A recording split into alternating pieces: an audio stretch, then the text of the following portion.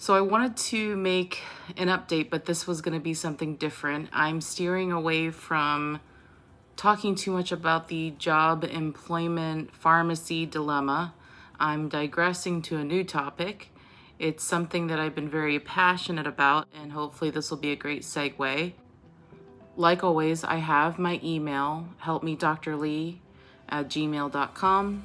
Please reach out to me. I also have my Instagram that I'll, provide a link for. And I would still love to hear from everybody. I've had just a select number of people reach out, and I really appreciate the emails, and I hope that we keep the conversation going. Again, I'm here as just a person with some experience, not all the experience, but as I always believe, someone has to help. Digressing to a new topic, and the topic of today is, what is dating life like for a professional woman? Now, in terms of me and dating, I think of where I land in a scale of where I fall in the population of women. I would say I'm about average. I'm functional. I have values. I don't really see myself as an Instagram model caliber type. I think there's a lot of things that I'm seeing online on YouTube about red pill movements and masculinism and pro-masculinism.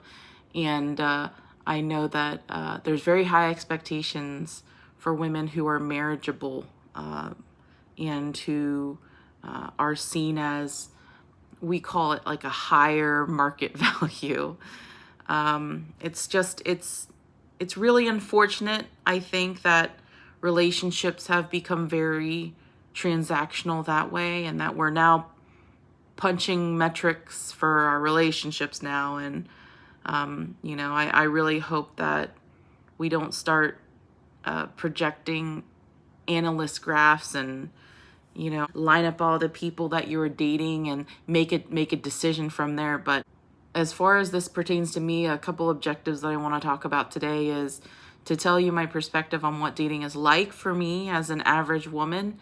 And then secondly, kind of advice to myself if I faced a younger version of myself, this is what I would advise them. So what is dating like for me now? Well, it's pretty much non-existent, I would say. And that's not a negative thing. I think that non-existent in the traditional sense.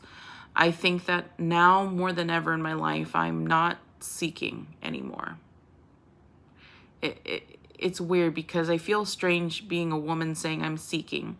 What I mean by that is trying to seek a fulfillment of that ideal within myself that, everybody has the dream of becoming a mother, a wife, the house, the dog. You follow the drift.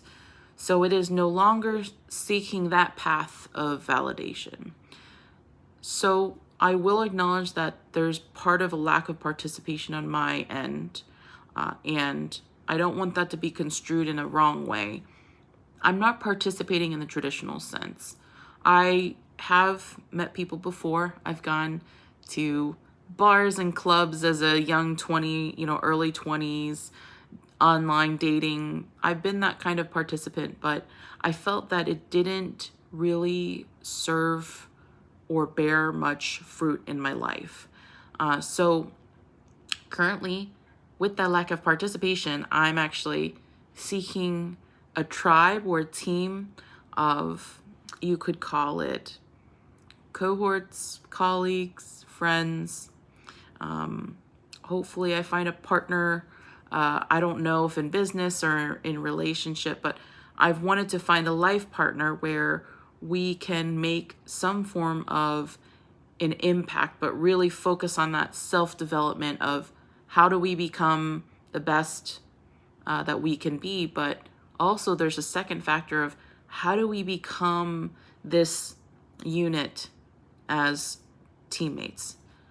So right now I'm more so dating and investing in my relationships with all kinds of people, strangers, acquaintances, and close friends, heck, if you want to call it lovers alike, I don't have any lovers right now, but I mean that, investing in all relationships of all types. And what that does is it brings this focus of me practicing this sense of being and the sense of presence that I hope to achieve. And I've noticed that the theme of a lot of this in practice is letting go. So I let go of ideals. I let go of an identity. I let go of an expectation. I believe that the way that I learned that lesson was a very hard way, in that, of the pillars, having a child or getting married or finding, that partner that is your best friend that you fall in love with and you feel very close with them. But, I have experienced loss in all three of those things.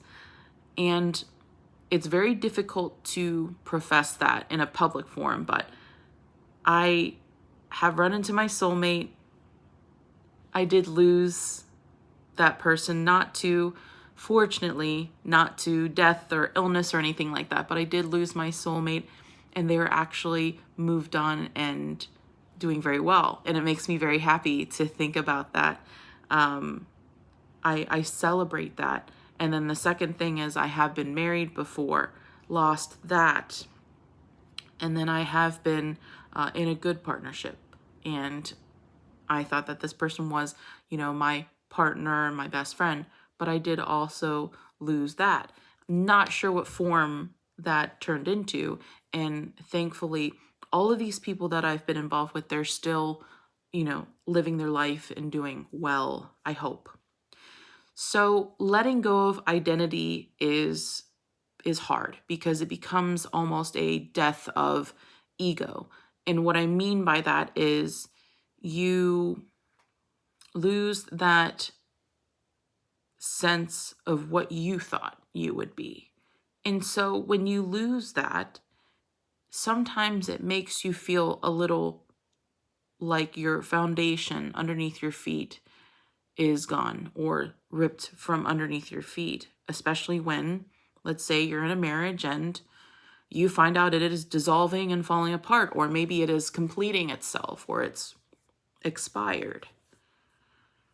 And what you realize is that the foundation that you had below you was actually not really a foundation, but it was something already set to break.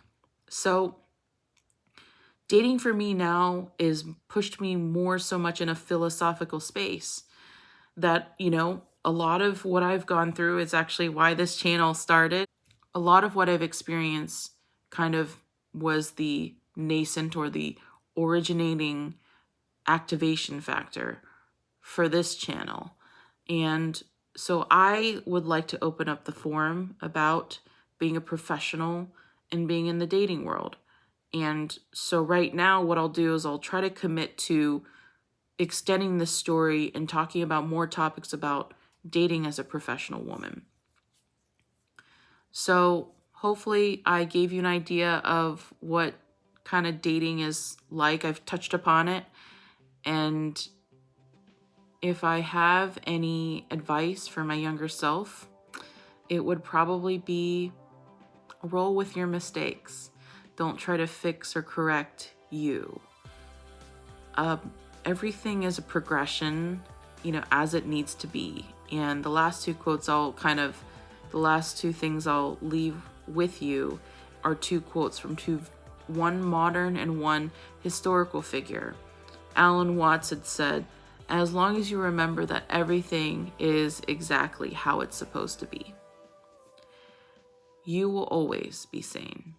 So everything is as it should be.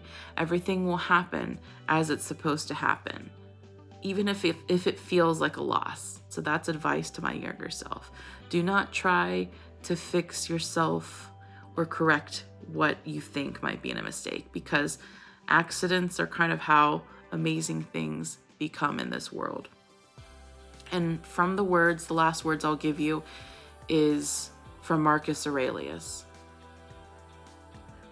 Waste no more time arguing about what a good man should be. Instead, be one. And in this case, waste no more time arguing about what a good woman should be. Just be that woman, and you will teach through your very being.